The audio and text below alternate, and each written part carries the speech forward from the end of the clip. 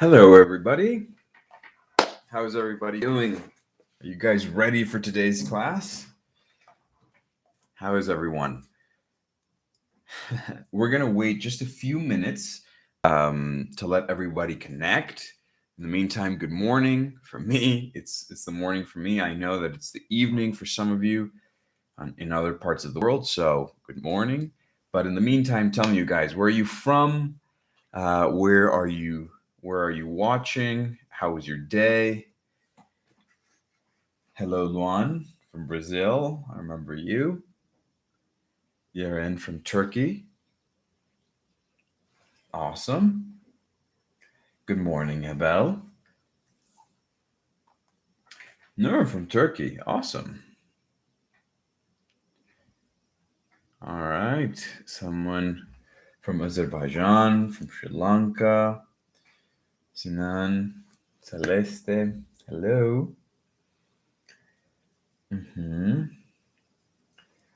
Mahdi is from Afghanistan. Haidar. Okay, Sinem is also from Turkey. All right, awesome. So I see a lot of people from Turkey. That's awesome. I have a lot of Turkish students. I also have a lot of students from Brazil. I have a few students from other parts of the world, of course. Kalipan, hey. Jeren, Melissa from Turkey, Mohammed, Durban. Awesome, awesome. So I see that you guys are tuning in from all over the world. That's great to see. That's great to hear. As I said, we're just going to wait 1 or 2 minutes in the meantime to let everybody connect to see if there are other people that are going to watch the class. But of course, today we're going to have a very interesting class. We're going to talk about pronunciation and specifically the American accent. We're going to talk about what it is and, of course, how you can replicate it, how you can have an American accent. All right. So we're going to begin just in a few moments. My name is Cuau. I am a tutor from Cambly. I've been a tutor for several years and I've been teaching for most of my adult life. So I have a good few years of experience under my belt. And during that experience, I have focused primarily on something that's called fluency and accent coaching, which will come in handy today. All right. Like I said, we'll begin in a few minutes just to let everybody connect, just to make sure that we're all tuned in, that we're all comfortable, that we're all watching. Okay. And then in a moment, we will begin the actual class. But in the meantime, keep telling me, guys, where are you from? I see some people from Vietnam.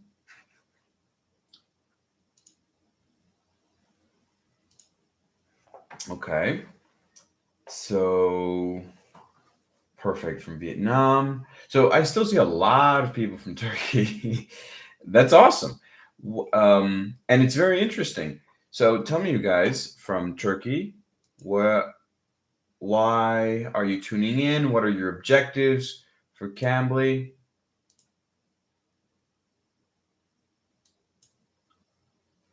Tell me, you guys. Give me 1 second while I fix this.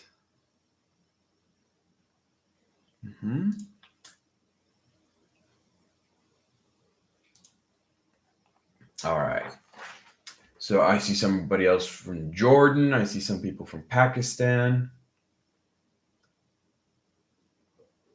Habel says, my dream is to speak English. Also from Romania. Christian from Romania. Rosa from Korea. Awesome. Rabab from Egypt. Macedonia and Turkey. All right. Awesome. I have a student who's also from Macedonia.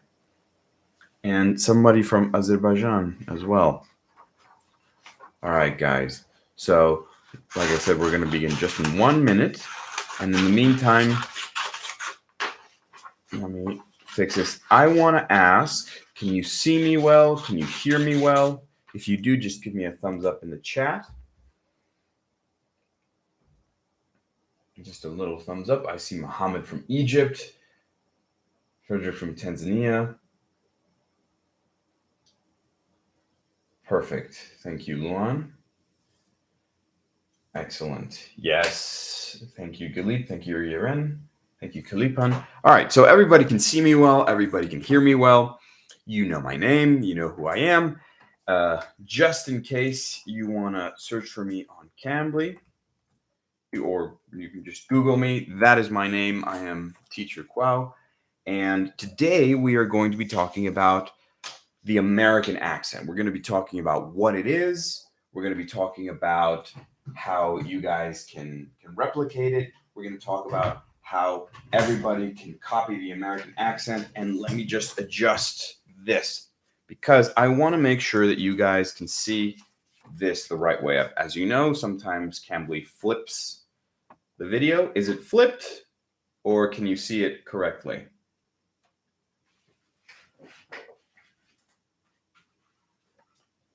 So I see some more thumbs up. I think you can see it correctly. If you guys can see it correctly, perfect. Excellent. Give me 1 second.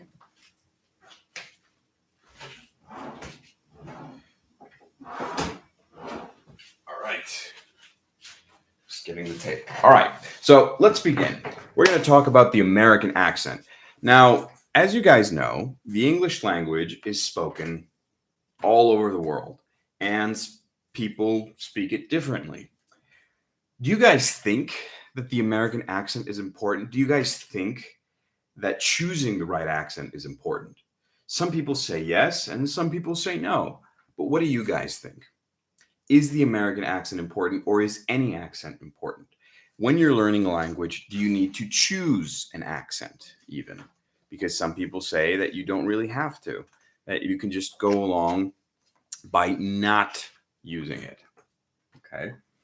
So many people are saying yes. Some people say that we need to choose an American accent, or some people are saying that the accent is important.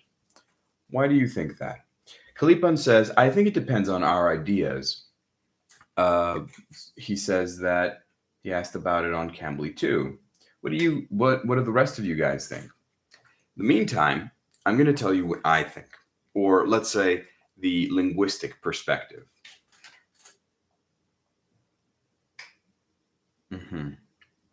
So, Mahdi says it's absolutely important to learn a language. The audience will understand us well. Somebody else says the American accent is very important, and Kalipan emphasizes it depends on which country we want to go to. So that's correct. Okay. When we're speaking a language, any language, we have to remember that not everyone speaks it in exactly the same way. Some people speak it one way, some people speak it the other way. And sometimes people speak it kind of differently depending on which country or which region they're from. And these are called dialects. Okay? So the English language has several dialects, and they can vary depending on what country you're from, especially. That's usually the most common division. So, for example, in the English language, we have the British dialect from England, or let's say the English dialect. We have the Irish dialect, the Scottish dialect. We have the Australian dialect, the New Zealand dialect, or the Kiwi dialect. We also have the South African dialect.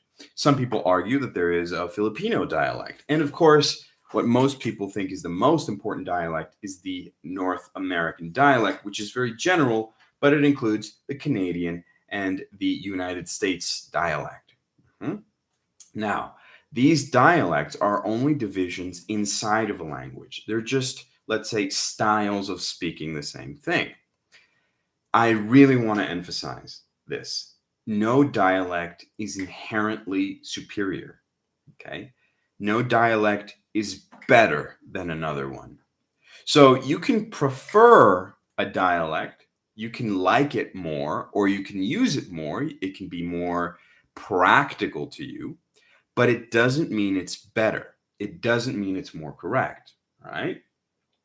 As Kansu says, choosing your accent depends on your personal preferences. As long as the audience can understand you, it's fine. Thank you very much, Kansu. That is exactly right. Okay. So there isn't one that is better. There are some dialects that are more common. There are some dialects that are spoken by more people or that are more popular, let's say, or that are older, like the English dialect from England. But it doesn't mean that they are better. And what you choose is totally up to you.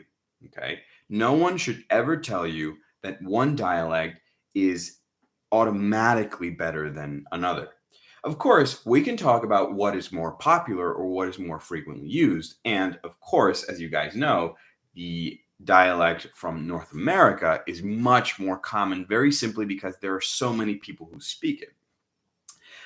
Just in the United States, there are more than 300 million people. And if you add Canada and all the other territories, you're close to 400 million. Okay. So, of course, because of that, because the United States has a huge cultural influence, because there's a lot of TV shows, there's a lot of movies, a lot of people choose the American dialect because it's simply more easy to have access to. It's something that is more present in culture, and it's something that a lot of people aspire to. But it doesn't mean it's the only one, and it doesn't mean it's correct or better. Okay. Now, that's what we're going to talk about today, the American dialect and how you can use it, how you can pronounce it, and how you can acquire it. All right. There is something I also want to mention. As with every country, there are other divisions that are called idiolects. Okay. This basically means that in the dialect, there are also other regions that speak it particularly differently. This can come from cities. This can come from cultural divisions. This can come from where you develop in society, your social position. This can vary due to a lot of things. And these idiolects are not always entirely homogeneous. They can vary, they can have their own distinctions, but we can also distinguish them. So, for example, in the American dialect, there are several distinct idiolects. There is the California accent, there is the Southern accent, there is the Southwest accent, there is the Southeast accent, there is the East Coast accent, there is a Boston accent, and the accent that I speak in is the New York accent. I have a New York accent that is kind of strong, especially when I am excited or angry or very happy. It comes out and it's quite strong. I say a lot of things with a very thick New York accent. But again, these are just specific divisions, okay? And you don't have to choose them right away. Now, most importantly, what do you guys think, or when do you guys think you should choose your dialect? Some people begin studying English and they don't have this conversation, right? When you have your first English classes, you don't automatically choose a dialect. But should you? Should you choose it right away? Should you wait? What do you guys think? Mhm. Okay. Black Pin, hello. Rogerinho, hello, hi. By the way, guys, anybody who is joining a little bit late, don't worry. This video and all of our live videos are saved on our Cambly channel, which, by the way, if you haven't done so already, you should subscribe, like, share it with your friends. That way we know that you guys are enjoying it, okay? And make sure that you interact with everything, that you watch other things, because, of course, these are free and you can get a feeling of how it is to learn on Cambly on your own. Mhm. So Elif says, I think it is better to choose from the beginning. Okay. And some people are saying that they have chosen either the American or the British accent. Ezra says, it actually doesn't matter, but in the UK, we use the British accent, of course. Natalie says, I prefer American English, but English accent sounds well.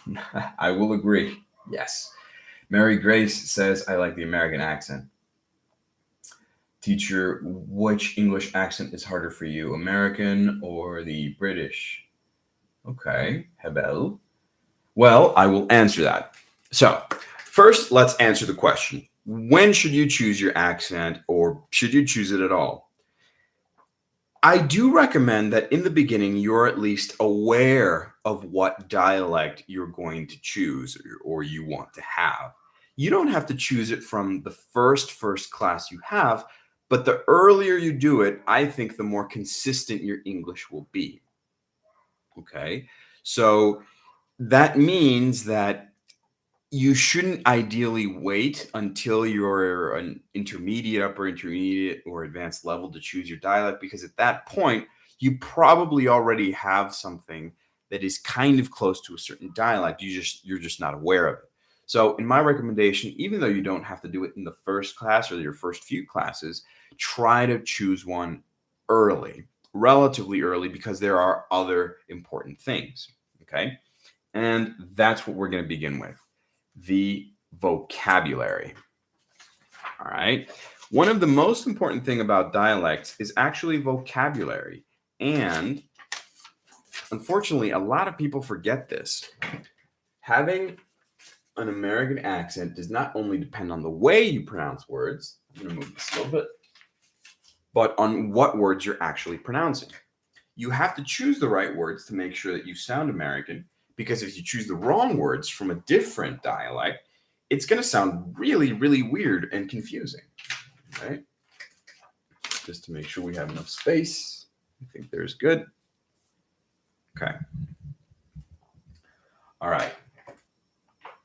So, also answering your question, this is a fun fact, and a lot of English students think that native speakers like myself can understand every dialect. And yeah, for the most part, we can understand.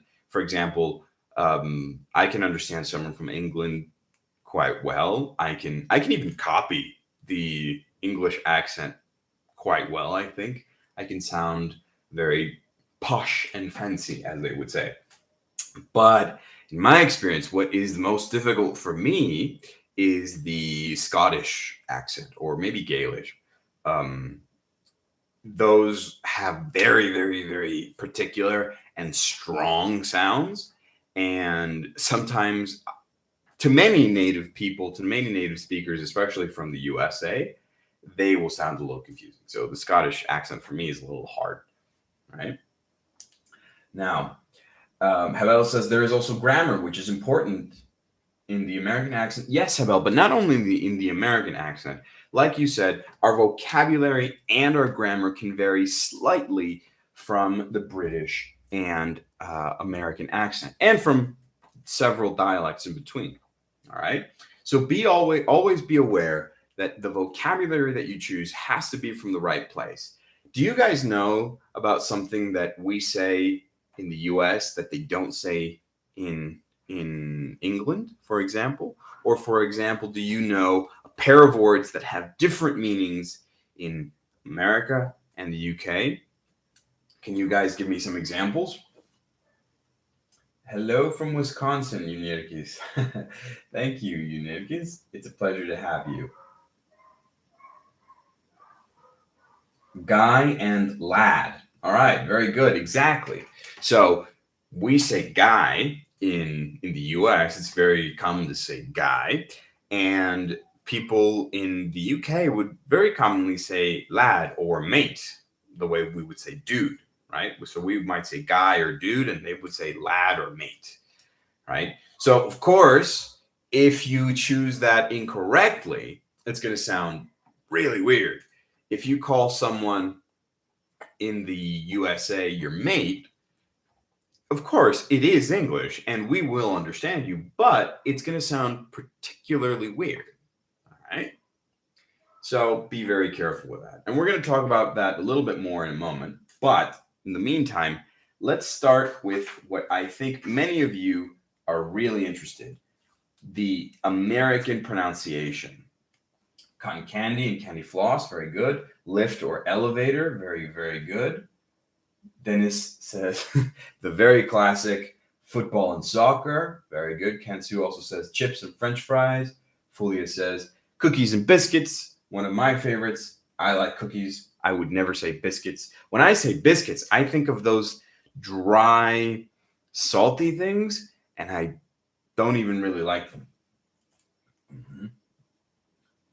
So candy and sweets, very, very good, very good, very, very good.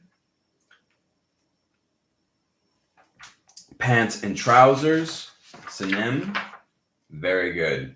Kansu, biscuits remind me of the KFC brand. Exactly. Although, to be fair, I do like KFC. Apartment and flat, of course. That is one of the most important ones. Mina, thank you. Apartment and flat, very different. They have very different meaning. Bar and pub as well.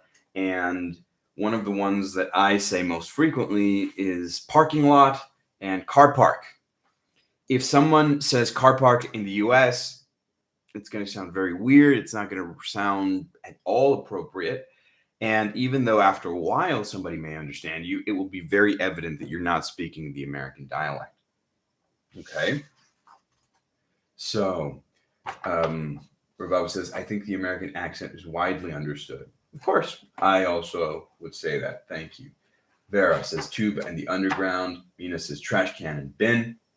Very good. Yes. So, as I was saying, guys, thank you very much for those examples. Let's begin with what I think many of you are very interested in.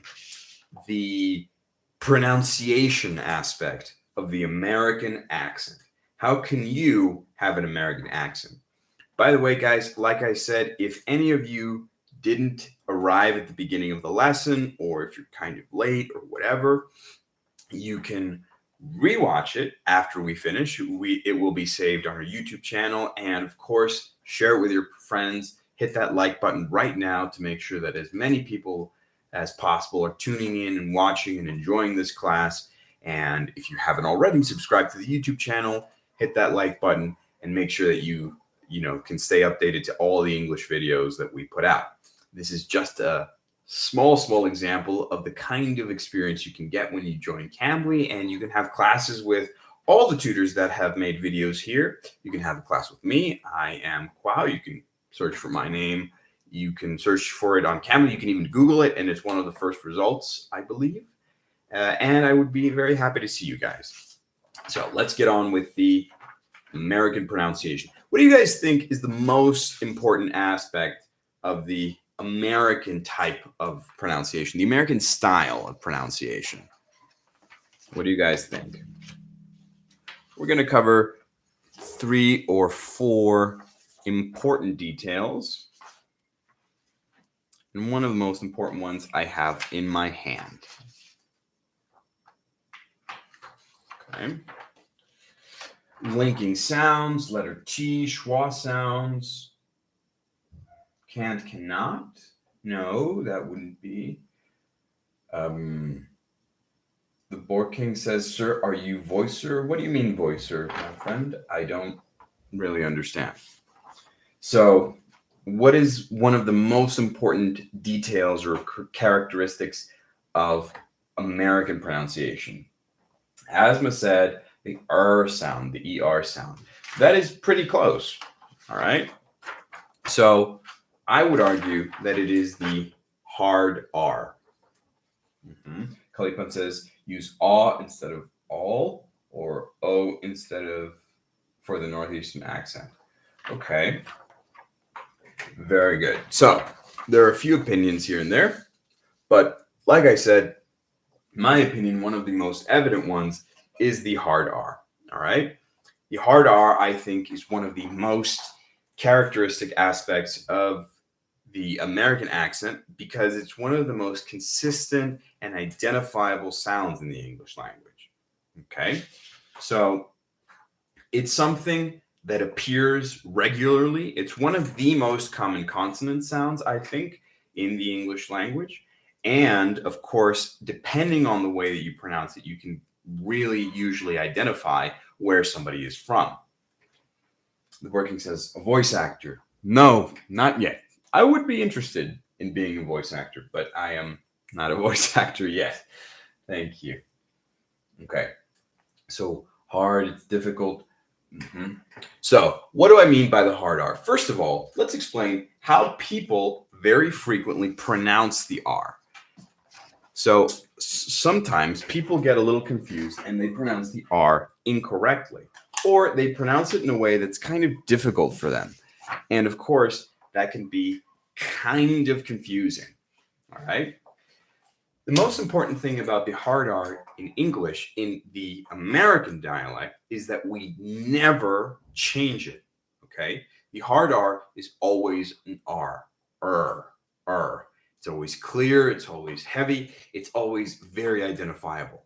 Okay. It never changes practically in the American dialect. Okay. So whenever you see the R, it is always pronounced the same. All right. Vocabulary, hard, R. Okay. And I'm going to explain a little bit about how you actually pronounce it. So I'm going to put this up here. I know you can't see anything because it is a blank piece of paper. Don't worry. I am going to draw something here for you guys. So I just want to make sure. Let's see. Let's do a little test.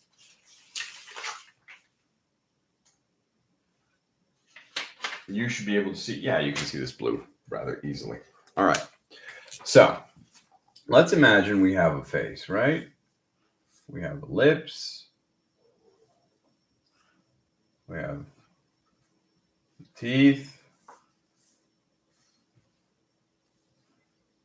We have the lower lip, and we have the teeth, and we have the throat. So that is the side view of a face. Use your imagination if you think it's not so pretty, but that is the side of a face. We have our throat, uvula, etc. So when we're pronouncing the R, it's very important that the position of our tongue is the correct position. The way that some people pronounce the R is that they will pull their tongue back. This isn't incorrect, okay? It's fine if you do it, but it's not the way that I recommend it because it can be a little confusing sometimes. And sometimes people don't actually know how to move their tongue in the right position. So what I recommend is to curve your tongue. R. I think you guys can see that. R. What happens is our tongue should be curved back. All right.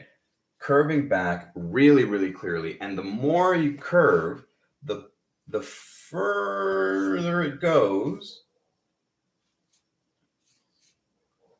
the more the R will appear, the harder the R will sound. And as you can see here, we have a lot of space. Someone said big mouth. Yes, this is a big mouth, but you don't have to have a big mouth. But you can practice this by using a pencil or using your finger or using something, not the pointy part, just the eraser or something, and push your tongue back. R, right? That is just in case you don't feel comfortable and you can't really pull your tongue back. But that's the point. Making sure that the tongue is as far back as you can pull it, and the farther back it goes, like we were saying, the farther back it curves, the clearer the R sound will be. Okay? So, very, very, very good. That is the way that I think is easiest to pronounce an R. And in English, we have something that's called a rhotic R, which means that we always pronounce it and it's always very clear. Okay? We don't have to get into the details, but that is the way that we would pronounce the R, the way that I personally recommend that a student learns how to pronounce the R. All right? R. It's a very clear curve of the tongue. I think it's easier. And as long as you curve that tongue, it will be very easy to identify when you're pronouncing it. All right? Like I was saying, vocabulary. Vocabulary. All right? Hard. Okay? So, very, very good. Excellent. Any questions here? Do you guys have any difficulties specifically with the R? Like I said, guys, in the American accent, the R never changes. It's always very clear. It's always very, very, very audible. Kensu says, does the same thing apply for the words that finish with the R? It applies everywhere. All right. Like I said, in the American dialect, it applies to all the R sounds, to all the sounds that have this little symbol, right? Whenever you see that, you're going to do this. And it's very important. It can be at the beginning, the middle, or at the end of a word, all right? Give me some examples of some words that have the R, you guys, and I'll read them for you in an American accent, obviously. So that way you guys can really make sure that you're identifying it. Girl, says Peon. So listen to that. Girl. All right. Girl. Very clear R.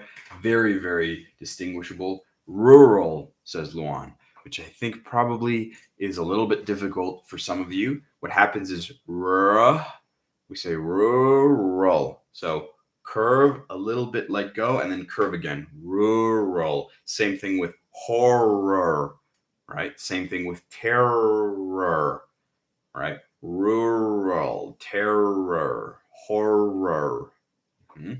All right, hazard.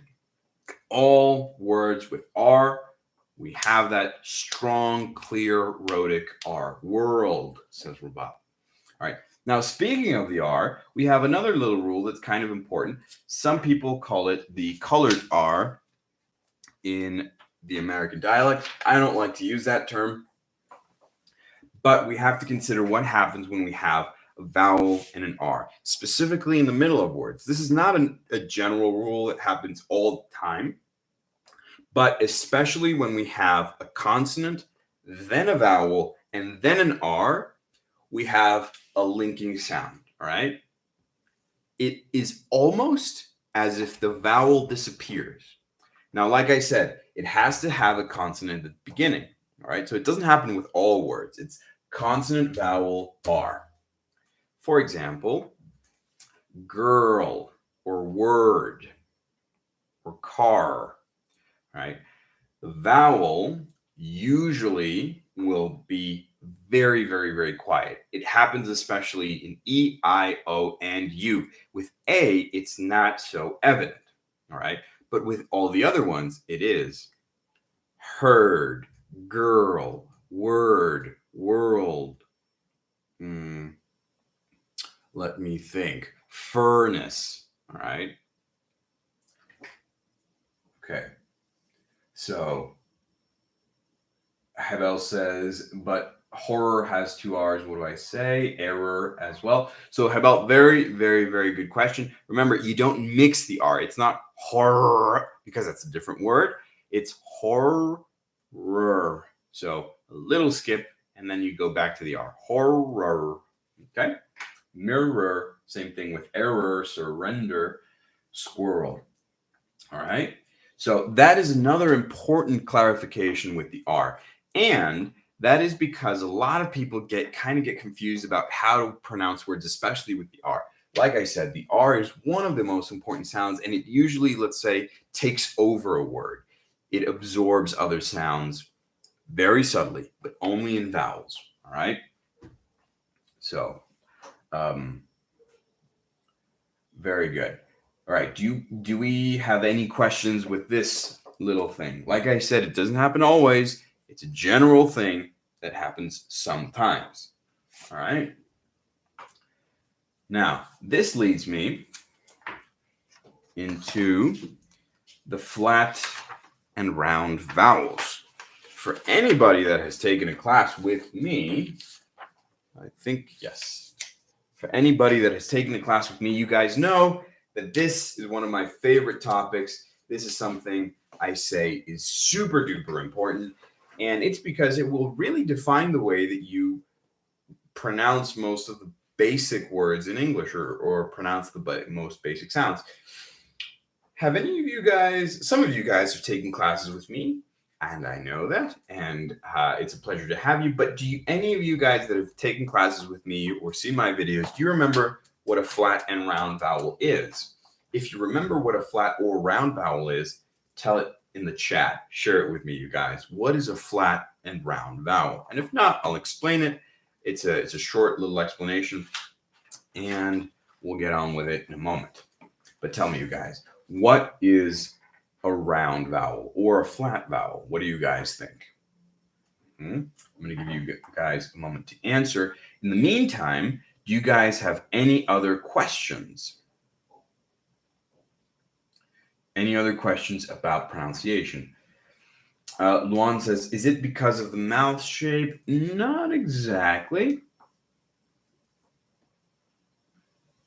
So, Payman says, is the tongue the same position in the UK accent to pronounce the R? No. Like I was saying, this is one of the most important aspects of the American dialect, all right?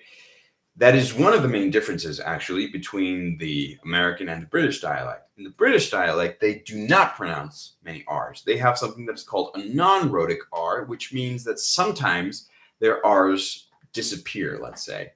Again, in the American dialect, this never happens, all right? The R is always R, always, always, always. We always pronounce it, and we always pronounce it consistently. They might say something like ka.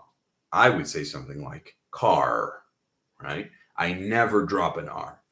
If you do, it will be very evident that you're probably not either from North America or speaking with a North American dialect, okay? So, guys, by the way, you do not need to ask things 10 times. You can just write something once and I will answer if possible. So, what are flat and round vowels? So, the flat and round vowels are actually very simple. Flat and round vowels just basically mean when a vowel has a consistent sound, like a, like cat, or has a round sound that changes into a different one, like make, M-A-K, M-A-K-E. All right. When we have a round sound, make, you can hear that it's not one consistent sound. It's not mek, it's make. So it curves. That's why we call them round sounds. Some people call them long vowels, but I don't like that term because it can confuse you about the duration. It's not a long vowel. Okay. So make, take, fake. All right. And this is very important because many words have an either flat sound or a round sound. For example, the difference between mad and made. Mad is flat, made is round. Okay, mad, made. We're not going to dedicate too much time to this specific explanation because it is a longer explanation. And I believe we've talked about this once. I made a video about the magic E. If you haven't watched that already, go watch it now. It's on the YouTube channel, where I also briefly explained the difference between flat and round vowels. But like I said, this is a more complex explanation. But basically, you have to consider that vowels, depending on the dialect, will change in sound. All right. So in the American dialect, we will either pronounce it very flat or very round. Actually, something that's a little fun fact about the New York dialect, the New York idiolect, which is my accent, is that I very frequently round vowels a little bit more than I need to. All right. For example, in New York, we would say coffee, which is not coffee, which technically should be flat. We say coffee. Do not copy that. Do not say that unless you're sure you want to have a New York accent. All right. And of course, like with all the idiolects, with all the dialects, if you want to have a specific accent, you have to absorb the vocabulary, the grammar, the style, everything. You can't be half and half. Okay. If you speak half of your words in a British dialect with a British vocabulary and half of your words in the American dialect with an American vocabulary, you're going to sound really weird. It's going to sound like you're not really sure about what you're talking about, or that you're a very basic student who's making a lot of mistakes. So don't mix them, all right? Maintain either the American or the British or whatever accent or idiolect you like, but keep it stable, okay? Note is flat, but look is round. The other way around, Asma. Note, note, and look. You can always check by doing that. If your finger can follow the sound of the vowel, look, cook, without changing, it is flat. And then the other ones are round, all right? Like smoke, oak, smoke, or broke, etc. Okay? All right. Daniel says round ones are when you sing a little bit. Yeah, you can say that. So very good. Now, we're going to go with one of the most important rules apart from the hard R. We're going to go with the flap T, the T sound rule. If you have taken my class, you also already know a little bit about this, or you are at least aware that this exists. So, what is the flap T? What is the T sound rule? This is the little formula that I give to my special favorite students to make it easier to remember. You know how I said that in English the R is always strong, at least in the American dialect. So in the American dialect, the R always hard, always clear. But in the British dialect, sometimes the R disappears, like water, right? If they say water, they will not pronounce the R. And I will say water, okay? And that is because I will really clearly pronounce the R. But the difference between water and water, what other difference can you see there, or can you hear there, rather? There is another difference, and it's not only the R. What do you guys think?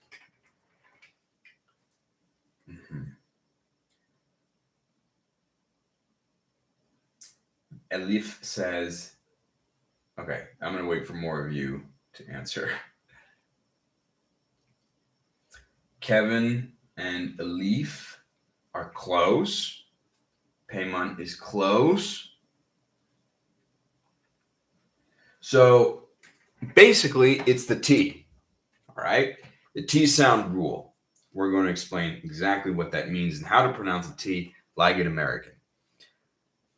When we have the American dialect, we pronounce the T a little bit differently. Sometimes our T's change, but it doesn't happen all the time. In the British dialect, a non-rhotic R will appear at the end of a word, right? So they will say something like rake, almost the same, in the beginning, but if it's in the end, like ka or ba, they won't pronounce the R. It will be non-rhotic. For us, the T is a little similar, but this happens in the middle of words, okay? That is why we have this formula, okay? If a T is at the beginning or if a T is at the end, we will pronounce it really clearly without modifications, all right? We're not going to twist it. We're not going to change it. We're not going to worry about it. If it's at the beginning or if it's at the end, the T is a normal English T, and we will pronounce it the same. 10, top, 2, task, train, etc. Right? Notice the R still hard. Train, right? That's the T sound, okay?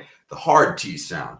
And it's the same thing if it happens at the end. Cat, hat, mat, rat, okay? Some people, when they're saying it a little quickly, don't emphasize it enough, but it should be this hard T, right? Can't, hat.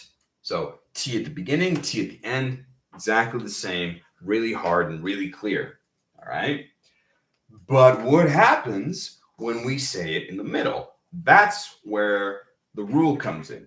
And I see a lot of you guys, unfortunately, are falling a little bit in this wrong little assumption. Asman, Payman, Habel, a lot of you guys were saying the T is a D. So not exactly, all right? It does sound very similar, and hey, if it helps you identify it, it's fine, but it's definitely not the answer, all right, guys? It's a little bit different. Instead of a D, we pronounce something that's called a flap T. Okay. When I say words like water, city, internet, printer, I am not pronouncing a D. I am not saying city, right? I can say city like CD, for example, like the things that we used to do in the beginning of the 21st century, that's a CD. But it's not exactly the same sound, right? So I would really, really, really recommend you guys avoid thinking that of the flap T. All right. Give me 1 second, guys. So really, really, really avoid thinking that the T is a D. It is not a D. It is not exactly that little sound. It's something a little bit more curious. It's something that we call the flap T. And the flap T, in theory, is actually very simple. So the flap T is what happens when our tongue just flaps against our teeth. All right. So it just very, very, very quickly hits the back of our teeth. And I don't know if you can see it, of course, at normal speed. Unfortunately, we can't play videos in slow-mo, but that is what's going on, all right? Water, city, all right? It's a very quick hit of the teeth. I'm going to draw that again, just in case you guys can't really see that too well, just to make sure that it's kind of audible, all right? Let me find my other papers. And we're going to say that now, all right? So it's a very similar thing. We have a mouth, we have our teeth, we have our lips.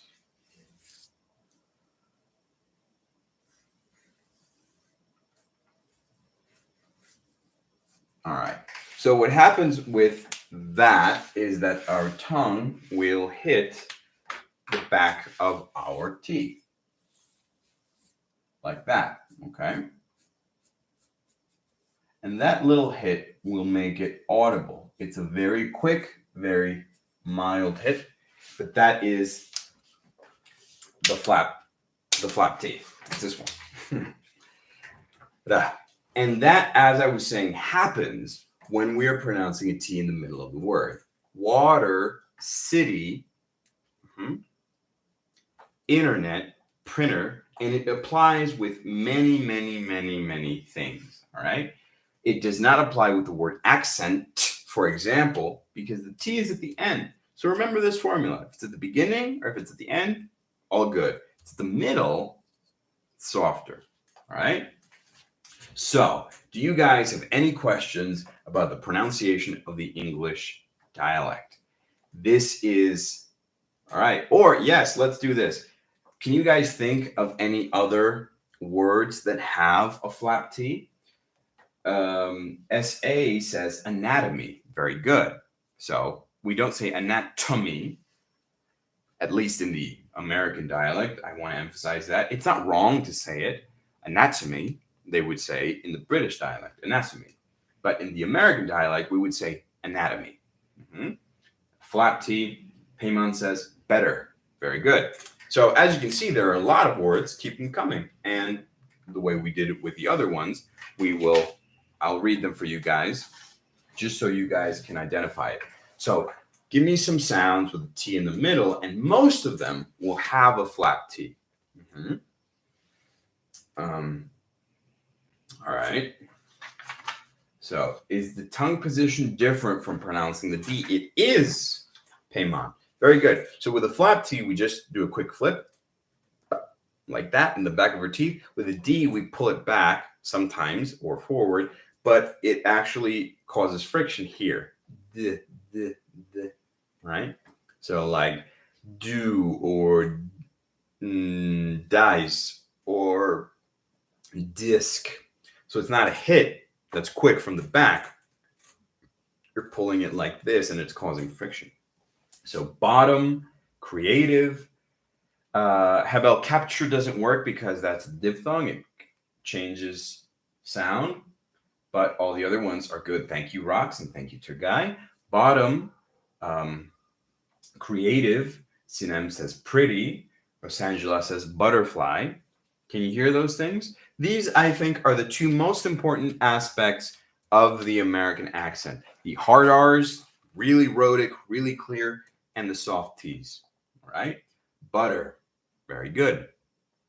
Now, from there, it is up to you to decide what dialect you have, which one you want, which little details you want to choose. But again, the better you become at pronunciation, the more you will be happy, the more you will have to be aware of all of these things. All right. So make sure that you practice this. Make sure that you actually review it as much as you can. And last but not least, guys, I do want to mention slang, and we'll stop there. So slang, why am I talking about slang? Well, unfortunately, there are so many people that think that because they use slang from the US or from whatever place, they are going to sound more native or they're going to sound American.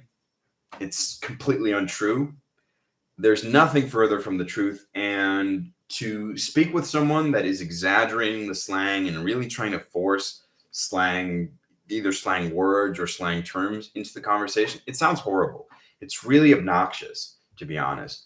When somebody is saying, "Hey man," like, "Hey man, I ate some pizza." It's like, okay, you can say "man," but if you're saying it every single sentence, and with every single sentence you're trying to introduce slang just to appear as though you know the slang, really avoid it. All right, really, really, really, really, really, really avoid it. Okay, so that is something really important. And guys, we will stop it here. By the way, if you're not a member of Cambly, sign up today. We have a promo code which is Go Live. If you haven't been a member, it will give you up to 36% off of your new plan, I think. Don't quote me on that. Check out the plans. Go to the website and write to the help desk if you need any help. But there are some very good discounts, especially if you use that promo code, okay? Cambly has thousands of tutors, many tutors like me, who can teach you about the American accent or the British accent or anything you like. And I hope to see you there. For all of those of you that were here, for all of those of you who were participating, thank you so much. I really hope you guys enjoyed the class. And I hope to see you very soon. All right. I hope to see you on Cambly. But if not, we're gonna see each other on the next live lesson. All right. We do this every week. And if you haven't checked out the previous ones, you can check them out on the Cambly YouTube channel. Make sure to like them, make sure to share them. If you enjoyed this, give it a thumbs up, give it a like, comment. Like I said, let us know that you liked it. And that way we can really, really, really make sure that we can keep making all of these things for you. So could you drop your profile link on Cambly? It's going to be in the description, Berkay, so you can actually just directly go to my profile. And if not, I wrote my name. I'll write it again. You can just search for me. You can just, if you don't have Cambly already or it's not in your browser, you can just Google me and I will appear right there. And well, like I said, you guys, thank you, Kalipan. Thank you, Payman. Thank you, Borking. Thank you, Berkay. Thank you, Habel. Thank you, everyone, for participating, for joining in. I hope you liked it, guys. Like I said, I hope to see you very soon. I hope to see you on the next live. And even better, I hope to see you in class. All right. So have a great rest of your day if it's in the morning for you, or have a great night if you're on the other side of the world. But anyway, enjoy your weekend. Enjoy your day. Enjoy everything. And we will see each other next time. All right. So bye, guys. See you guys soon. Take care. Bye, guys. Thank you. Thank you, Luan. Thank you, Berkay. Thank you, tour guy.